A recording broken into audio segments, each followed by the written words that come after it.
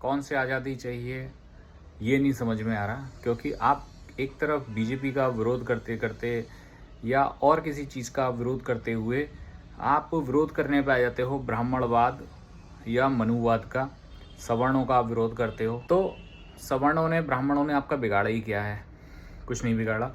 70 साल जो राज किया है वो बीजेपी ने नहीं किया, वो कांग्रेस ने किया है। आपको आरक्षण पढ़ाई में भी मिला है, नौकरी में भी आपको आरक्षण मिला है। अब बात यह है कि इतने आरक्षण के बावजूद आपका विरोध नहीं खत्म हो रहा, झूठे आरोप लगा दिए जाते हैं, उसका बेचारे का पूरा जीवन आप बर्बाद कर देते हैं और आरोप बाद में निकलता है कि वो झूठा है, आपके ऊपर कोई कार्रवाई नहीं होती। और कितनी आज़ादी चाहिए आपको? आप उस देश में एक महिला पे डीयू में हाथ छोड़ देते हैं, महिला पत्रकार पर, जब आपको मालूम पड़ता है कि वो ब्राह्मण है और आपसे एक सवाल पूछ लेती है। कितनी आज़ादी चाहिए?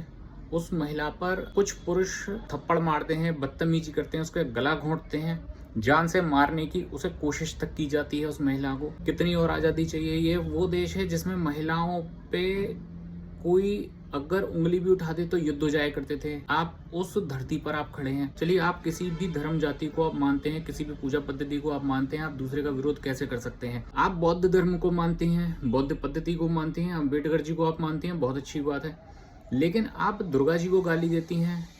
और कितनी आपको आज़ादी चाहिए? एक व्यक्ति महादेव को गाली देता है इस बात पे कि दो ट्रैवलर जो हैं, दो साइकिल से वो ट्रैवल कर रहे होते हैं और महादेव का उनने झंडा लगा रखा होता है और उसको विरोध करते हैं, उन दोनों व्यक्तियों का विरोध करते हैं और महादेव जी को अपशब्द कुछ बोलते हैं। और कितनी आपको आज़ादी चाहिए? आप उस लेवल तक आप लेके जा रहे हो इस विरोध को, ब्राह्मण और सवर्णों के विरुद्ध। अगर वो लोग आपकी तरह रोड पे आ गए और आपका विरोध करने लगे, दोनों के बीच में बहुत बड़ा गैप हो जाएगा। और आप कल्पना कर देखिए कि अगर आप जिस हिसाब से विरोध कर रहे हैं और वो भी अगर विरोध करने पे आ गए तो क्या होगा। इसलिए भाईचारा बनाए रखिए। अगर इतनी ही काबिलियत है, इतना ही विरोध करना है ब्राह्मण का, काबिलियत का अगर इतना ही है तो आप अपने अंदर काबिलियत लाइए, अपना जाति प्रमाण पत्र आप फाड़ के फेंक दीजिए और आइए आप कंपटीशन में बराबर के हिस्सेदार आप बनिए, बराबरी पे आप कंपटीशन करिए, एग्जाम दीजिए, नौकरी में भी आप बराबर के एग्जाम आप दीजिए। सरकार को आप बोले हम तो बराबर के हिस्सेदार हैं, काबिलियत में हम करेंगे ना, क्यों आप आरक्षण का आप सहयोग लेते हैं? मैं एक ब्राह्मण महिला पत्रकार हूँ, इसलिए मुझे वहाँ के यूजीसी का जो लागू कराने के लिए जो गुंडे प्रोटेस्ट करेंगे, मैं गुंडे बोलूंगी, क्योंकि मेरा वहाँ पे इन्होंने ये हाल किया, ऐसे पकड़ा इन्होंने।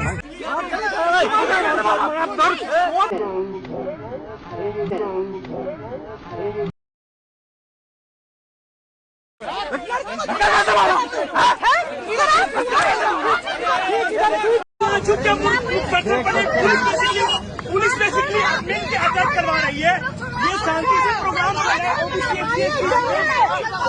चलो लेके चलो।